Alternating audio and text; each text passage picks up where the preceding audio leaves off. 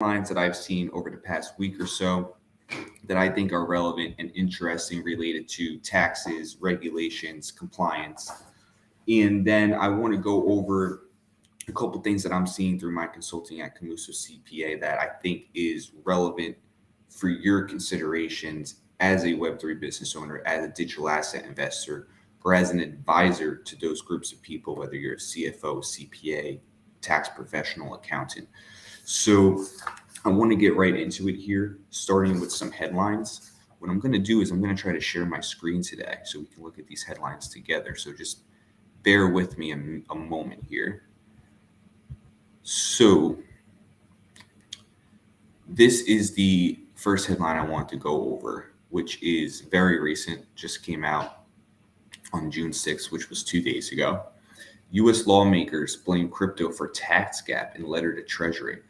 So this was a letter that was addressed to Treasury Secretary Janet Yellen, IRS Commissioner Dana Werfel. It was written by two different congressmen, which you probably have seen their names before, and they're being critical of the tax compliance practices within cryptocurrency. So the congressman that sent this letter, for their names here, U.S. Representatives Brad Sherman, who, this guy's always critical in the news and in his addresses as being very critical of crypto, and then Stephen Lynch as well, raised concerns about crypto compliance practices. So, they're quoted in this article saying, for years now, the crypto industry has been a major source of tax evasion and a significant part of the nation's tax gap. So, I hate seeing quotes like that because being part of this industry, I don't like seeing us maligned in the press like that.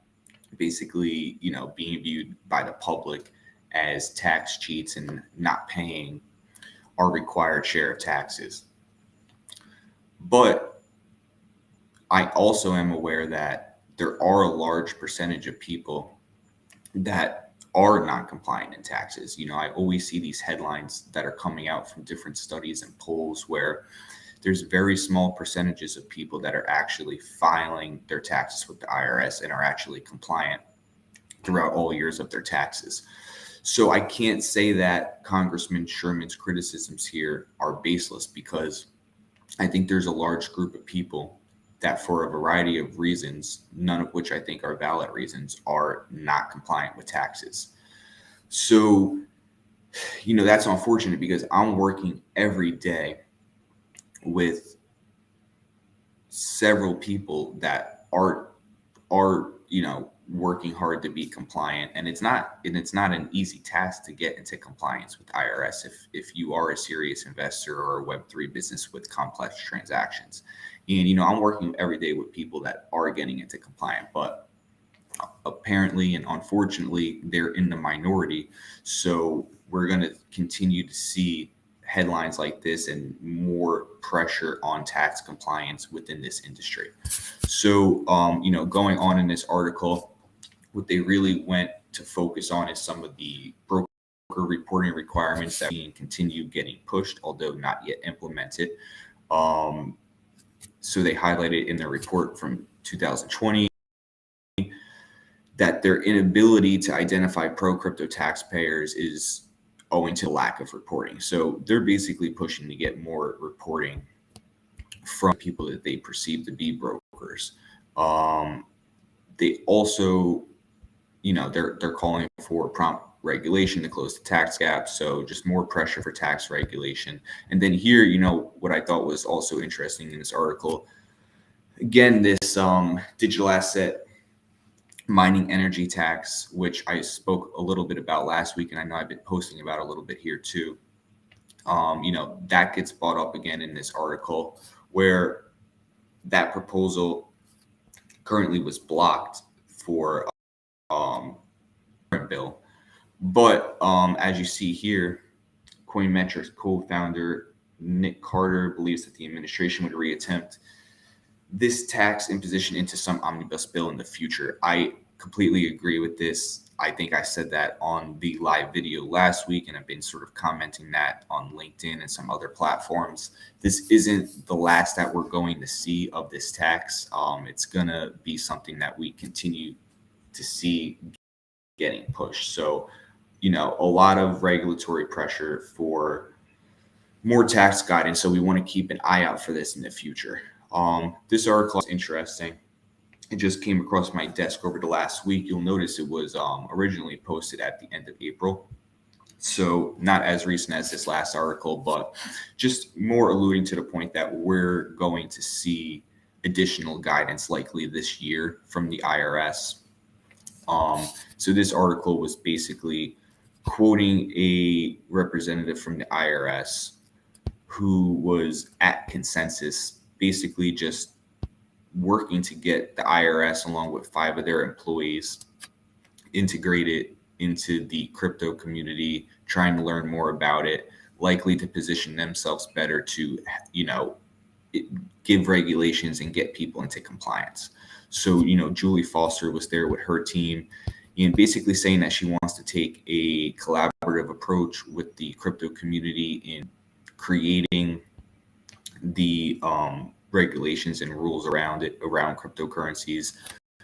One thing that she pointed to was the NFTs regulations that we've seen that are open for comment that will be closing tomorrow was one example of how they're looking to tax professionals and they're looking to the crypto community to bring that, to get their input on how these assets should be taxed so we can come up with the best tax structure possible. So again, there wasn't too much meat in this article, but it's definitely showing that the IRS has a renewed focus on cryptocurrencies, and that we're probably going to see guidance within this year, definitely most likely before next tax season, at least based off of this article. So probably the biggest headline of the week is the crypto crackdown on Coinbase and Binance with the lawsuits that we're seeing from the SEC. So these are obviously very significant. We're seeing a lot of basically the whole industry comment on these. So I'm sure you guys are seeing a lot on this, but basically both Coinbase and Binance have both been charged with operating an unregistered exchange, broker, or clearing agency, and then also unregistered offer and sale of securities in connection with the staking as a service program. So, these are very serious charges. I would say that Binance is facing a little bit more of a serious scenario than Coinbase because they do have some additional charges. In addition to those 2 main charges, one is failure to restrict investors, and the other is misleading investors. So, so in addition to those charges, Binance, like Coinbase, is accused of. So these are very serious charges, and this is going to have large rippling effects through the industry as we start to see how this gets played out. What are the legal consequences that we can see here? Obviously, we're going to have to see how this plays out, but it can include monetary penalties, cease and desist orders for some of the operations and service offerings on these exchanges. New regulatory compliance obligations could possibly result from this. And for investors that were harmed by these exchanges, we could see legal actions from them to try to get some remedies and some financial benefit from this as well.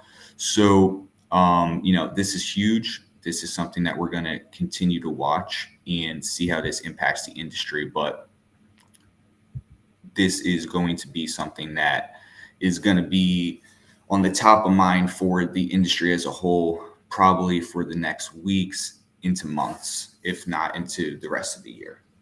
So sort of brings me into my next point here, sort of moving away from headlines a little bit, just more into a general discussion is, we see a lot of regulatory focus on many of these exchanges. And then also on many of these exchanges, we see a lot of other issues with their liquidity, like back with the FTX scandals that we saw happening.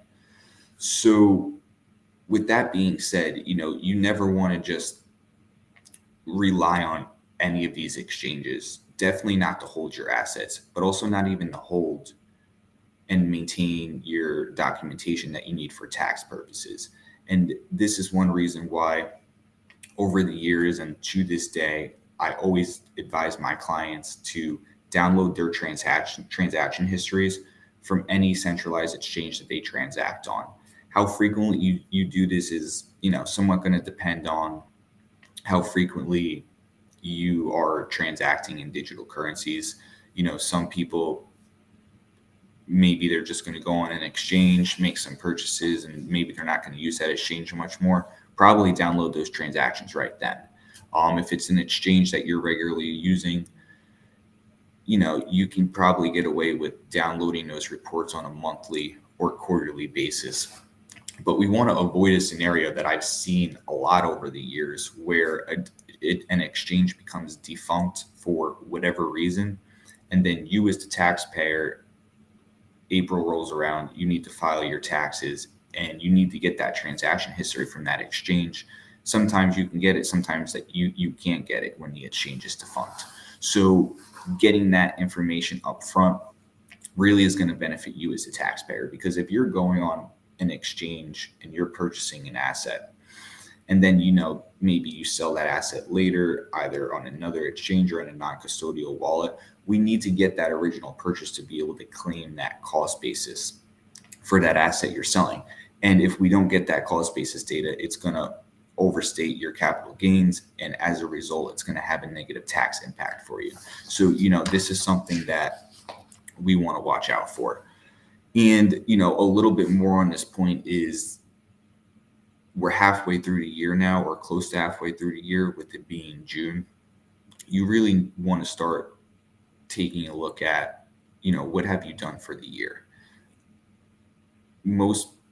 I recommend keeping your accounting updated on a monthly or quarterly basis, but I know most people, especially if you're an individual investor or if you're a newer business just starting out, you're going to push off and not do your taxes. And, maybe you'll wait till later in the year. Most people are going to wait till tax season. If possible, you want to avoid this. What I would recommend, if you're someone in that position, we're coming to the halfway point on a year, do a year-to-date calculation on your accounting. That way, when you get down to December, there's only 6 months more of the year to do. It's a great way to make sure that you're going to have all the documentation necessary. You're not scrambling for transactions you did all the way in January trying to remember what took place. And also, doing this and taking more of a proactive approach to your accounting can lead to you discovering tax opportunities, whether those are tax loss harvesting opportunities or other areas where you can optimize your portfolio from a tax perspective. You want to be looking at these things now rather than later in the year. And then, going back to that first point, doing your accounting on a regular basis also is going to put you in a position to where you have less of a probability of missing transaction data because you're acquiring that data on a more consistent basis. So, those are just two things that I would recommend for this year: is download your exchange reports regularly and do your accounting regularly.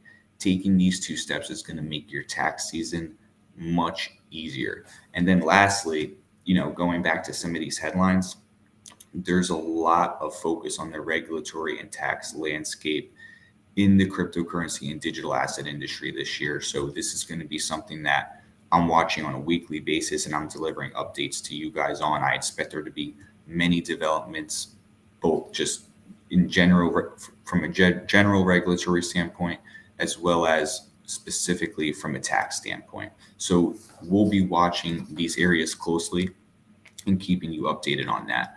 So comment below what any questions that you have, and I'll be happy to answer some of those questions either now or even on the next live, I can note down some of these questions if you want to comment on them, and we can address them during the next live next Thursday as well.